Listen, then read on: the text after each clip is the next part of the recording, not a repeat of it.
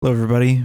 Welcome back to the Forbidden Land podcast. This is like a bonus episode in the middle of the week because I felt like Forbidden FM was a little too far away in release. You know, I streamed it like a full 5 days before or 6 days before it's supposed to come out.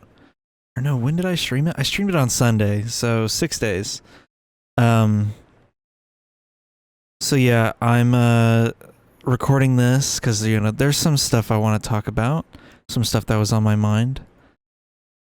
The big news right now is that Trump was convicted of 34 charges in New York, so that's pretty fucking insane. There is a very interesting question in the air: is will he get jail time? The short answer is no. The hopeful answer is yes, because anyone else in that position would get jail time. So, do I think he's going to get jail time? No. In other news, the suspect in the Lake and Riley case pled not guilty, so it'll be really interesting to see how this plays out. Could you imagine if he ended up not being the murderer? Oh my god, dude. Oh my god. I hope she gets justice, but if he doesn't end up being the murderer, the things I want to do to Marjorie Taylor Greene, specifically, I can't even say it. I'm not talking about death, by the way. Just, I'm going to just tell you to go look at what we did in the Iraq War. And that's what I want to do to Marjorie Taylor Greene. He's holding a press conference. Yeah, I guess Trump is holding a press conference about it.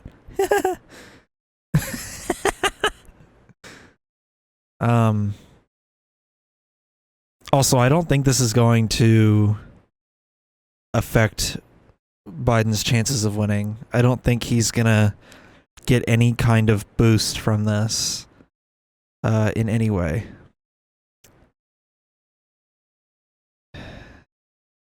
So anywho, let's move on. Oh yeah, damn, I didn't even pull up the one thing I had pulled up for this. I was gonna have that pulled up while I was talking about it, and I totally forgot. So, yeah, so that's pretty insane news. I mean, it's the first time a former president has been convicted of a crime. So that is pretty insane. That is a pretty insane event to happen in my lifetime. So, anywho, let's move on. As far as I'm aware, we might be closer to a deal with, a ceasefire from Israel. Biden is still spinning that dumb fucking horseshit of Hamas has yet to accept a deal. It's in their court now. Even though they've been accepting most of the deals, the ones that they don't accept are ones where like, oh, Israel can have Gaza, y'all gotta get the fuck out. Like, that's pretty much the level of deals that they've been rejecting. That's pretty much the level of deals that they've been rejecting so far. So it's just like totally unfair to spin it that way. But Biden's been sucking the wiener of Israel for 50 years, so I'm not surprised that this is the stance that he has. We really do have the worst president to be in office to try to handle this situation. There are clips of Biden in the Senate like 5 decades ago talking about how much he loves the money we've invested in Israel. Like, give me a break, man. And like with Trump, I feel like you could pay him to be anti-Israel. He's super pro-Israel. Don't get me wrong. He's worse than Biden on this one. But I feel like it's easier to change his mind. If you tell him that he's going to, like, lose it all if he continues to support Israel, and then you, like, slip him a little bribe, I feel like he would so kick Netanyahu to the curb. You know what I mean? I don't know what the hell's going on the TV behind me. Well, that's some cool news. Oreos are now being produced again in Ukraine. What the fuck? Some Oreo factory in Ukraine was damaged, and now it's damaged from the war. Now it's able to make Oreos again. How Oh, he already raised $35 million after the verdict. Isn't that illegal to crowdfund? All right, I think that's only illegal if you have to pay. No, I guess they haven't really passed on a sentence yet. I thought it was illegal to fundraise for your conviction fines, but I guess he hasn't been sentenced yet. What does Ukraine even look like right now? I thought the war was like kind of dipping on the Russian side, and Ukrainian forces were gaining territory back, and things looked, relatively normal again in Ukraine. Am I wrong? Ukraine right now. Is it still just like a massive war zone? Okay, I said right now in the first images. Here's what it looked like in 2020. There's a gnat flying around in here. Just one. Yeah. I don't know. I don't know what it looks like there because the search engine sucks. Ukraine right now. Let's see if Google's any better. No, it looks like a pretty bad war zone. Yeah, that doesn't look great. Interesting. So anyways, that's the world news update, I guess. So one thing I wanted to talk about that I've attempted to talk about in previous episodes was my gang stalking episode. I've had about, like, 2 months... Why did my phone just do that? Oh, because... Okay, never mind. I know why I just did that. Had about 2 months to think about it and, look at the comments and whatnot. So we're gonna look at some comments and discuss them.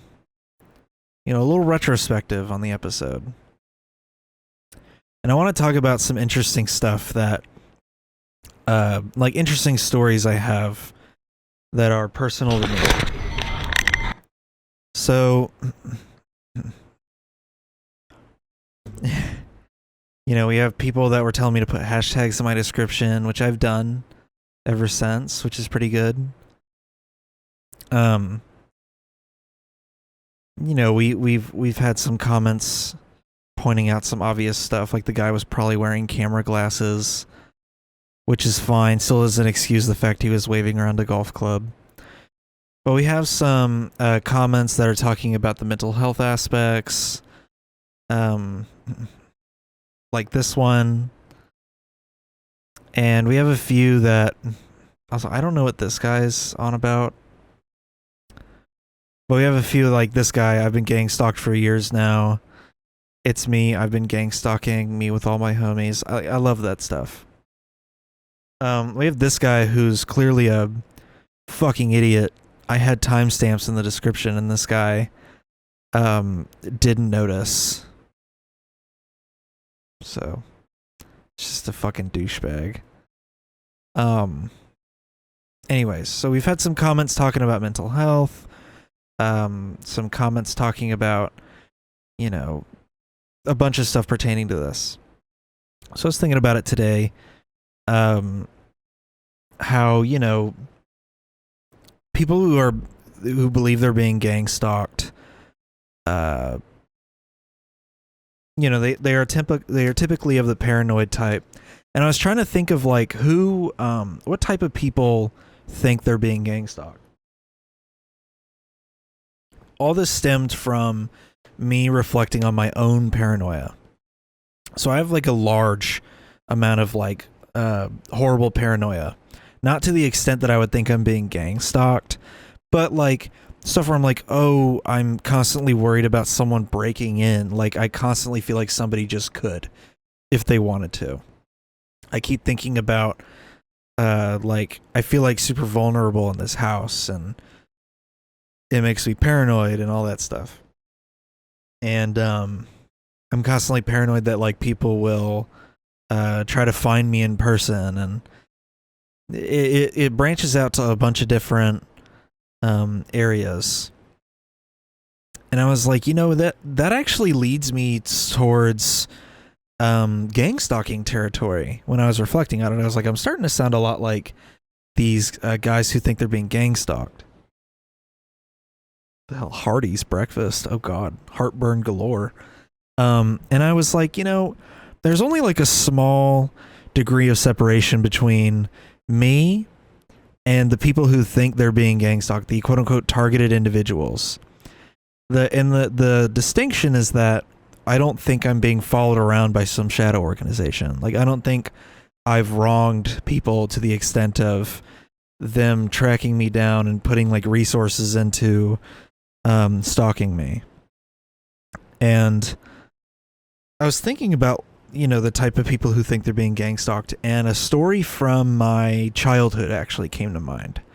So I had a great grandmother until last year. Last year, the day before my birthday, she passed away. And she was insanely old, so it wasn't a shock. I believe she was like in her 80s. Or something like that. She might have been in her 90s. I don't remember, to be honest. I'd have to look.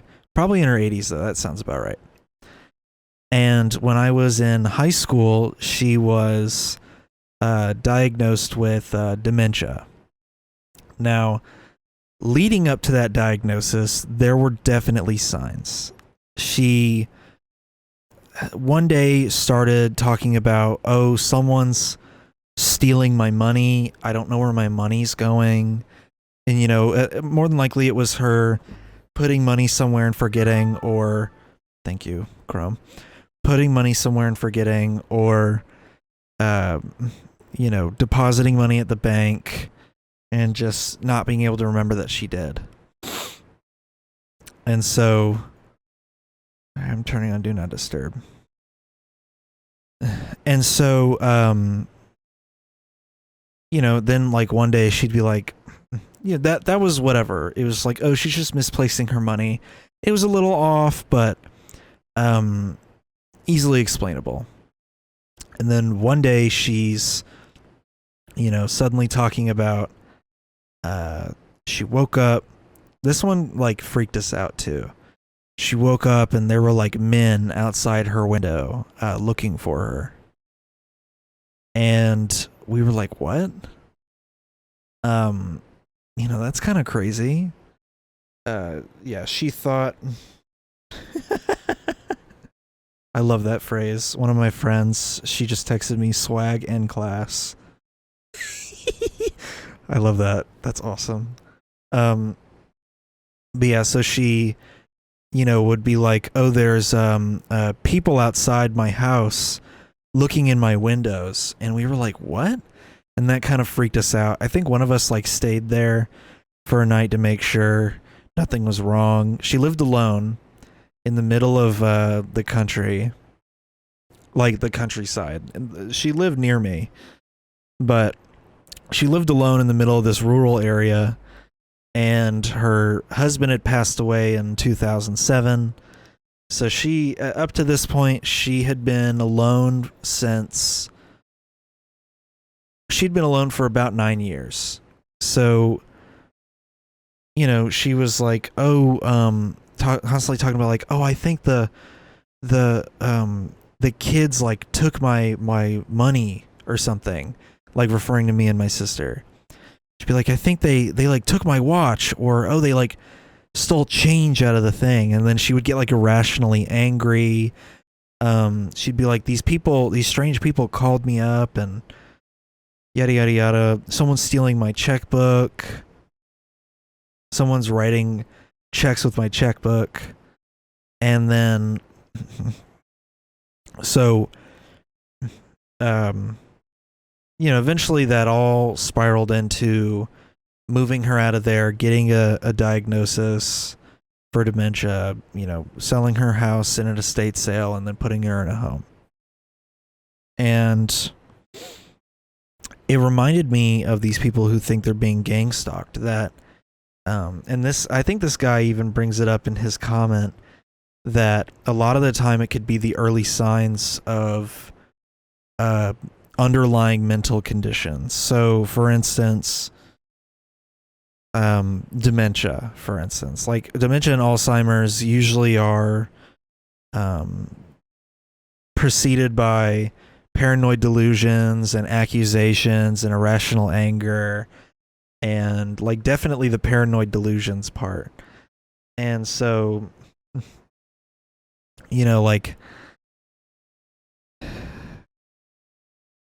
that's how my great grandmother acted leading up to her diagnosis.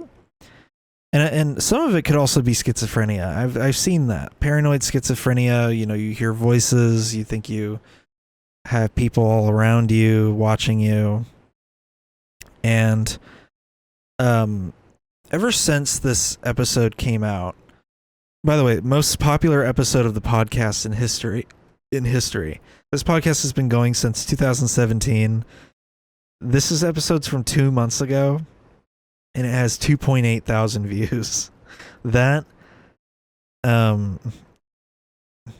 like unheard of for this podcast. So, and a copyright claim of all things. So, I was just thinking about it earlier because, I have my paranoid tendencies and whatnot, but it's never bordered on the gang stalking thing.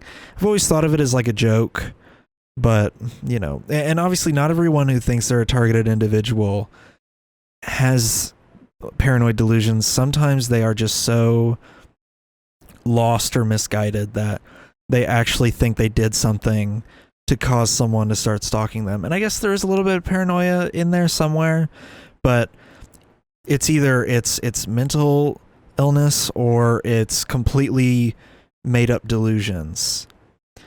And so like the person doing the glasses camera video where he's swinging around the golf club, I think that guy probably has some kind of delusion where he's convinced himself that he's more important than he really is, and that kind of plays into narcissism. I feel like to some extent there's another side of the coin where you have to be somewhat narcissistic to think that you are being gang stalked by this entity, that you are important enough for this entity to pour time and resources into stalking you on this grand scale, to follow your every move and track where you're going to be at all times. Because like when you think about it logically, it doesn't make any sense. How do they know you're at the grocery store? Why would they be constantly watching you at your house? Why do they need to watch you in the first place? What do they think you're going to do? People like the Boeing whistleblower, those are the people that are probably being gang stalked by people being paid by Boeing, allegedly. I'm not making that accusation. I'm just saying that's the more likely scenario than, the fucking Kmart that you work at sending employees after you. So, god damn, I got some fans on my watch.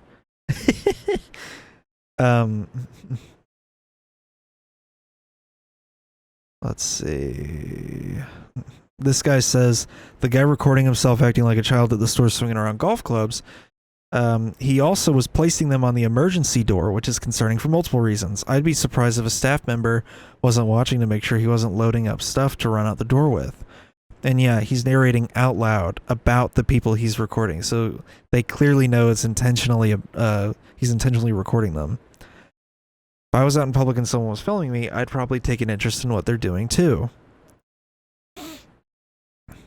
So, you know, that's exactly why that guy had a bunch of looks directed at him during that video. Here, let's see if I can get some examples from the episode. Get them all, eh? See them all? See, so when you're waving your camera around and pointing at this maniac in the store. Just literally look at them all. Come over here, eh? Yeah, and then he starts like out. That's what I'm saying, man. Like, oh man. You know, I just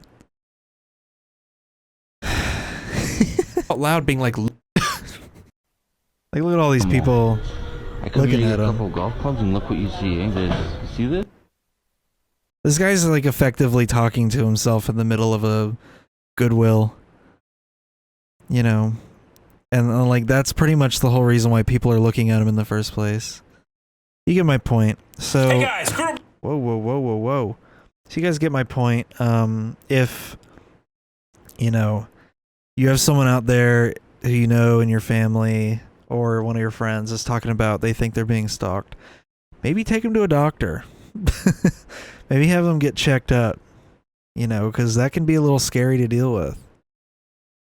God, my last thing on the list was maybe talk about Star Wars. I don't know, dude, what is my obsession with wanting to talk about Star Wars? Is it just that I want to review the movies and the shows? I guess I can do a full episode about that, but I don't know why I keep writing that in every to-do list for the episodes. I don't get it. I keep writing that in all the lists. Talk about Star Wars. Talk about what? I'm rewatching a lot of the Clone Wars right now. I'm learning a lot about the lore. You know. Actually, so here is one cool thing that I'll add in before I end the episode. So in the Clone Wars season 5, hold on, let me stop clicking with my Tourette's. In the Clone Wars season 5, there is an episode called The Gathering, which introduces this group of younglings, and one of them is like a Wookiee. He's one of the more well-known ones because he has such a unique design, and also because he then shows up in the Bad Batch. Well, his appearance in the Bad Batch has nothing to do with what I'm about to talk about. If you know about those younglings, then fast forward to the Barriss Offee, like Ahsoka arc where they're trying to figure out who bombed the Jedi Temple. I don't want to spoil how that ends if you haven't watched the Clone Wars, but watch the final arc of the 5th season. And you'll notice that at the end of the last episode, there's a lightsaber duel, and they end up in the courtyard of the Jedi Temple. And who's there? That same group of younglings training with a Jedi on how to use a lightsaber. Now you might think, oh, they're just reusing assets. Well, in the 6th season, the Lost episodes that went up on Netflix, that same group of younglings is seen in the final arc of that season when Yoda goes to see the Wills to learn how to communicate with those that have died. She shows up in like a Force vision on the Wills planet. I think it's the second to last episode, actually. She shows up, one of the younglings shows up in a Force vision and leads Yoda to a courtyard on Coruscant. And when they get there, all the younglings are there. Same group. Well, here's why they show up so much. Is it partially asset reusing? Sure. The main reason is that George Lucas wanted to do a spinoff, an animated spinoff, where it focused on that group of younglings. And then it was seemingly canceled after people did not like the Gathering arc. And then, you know, he sold Star Wars to Disney and they canceled the show. So If you ever wonder why those younglings show up so much in the Clone Wars, that is why. That is the knowledge I will leave you with. And this was a really short episode. It was more of like a check-in episode. There'll be a normal episode on Saturday, but this is like a really short like check-in episode. This will probably be the shortest episode of the podcast. So, anyways, thanks for watching. If you want to listen to the podcast instead, it's on Spotify and YouTube Music and I guess Apple Podcasts, but who gives a fuck about that? All right. You can also probably find I think the RSS feed is public. I'm not sure. I think it is on the website. If you go to our website, the RSS feed is public. So if you want to add it to a podcasting app that isn't one of those apps I just named, the RSS feed is there. If you can't find it, maybe I'll try to make it more visible somewhere. Anyways, all right, thanks for watching, and I'll see y'all on Saturday. Bye-bye.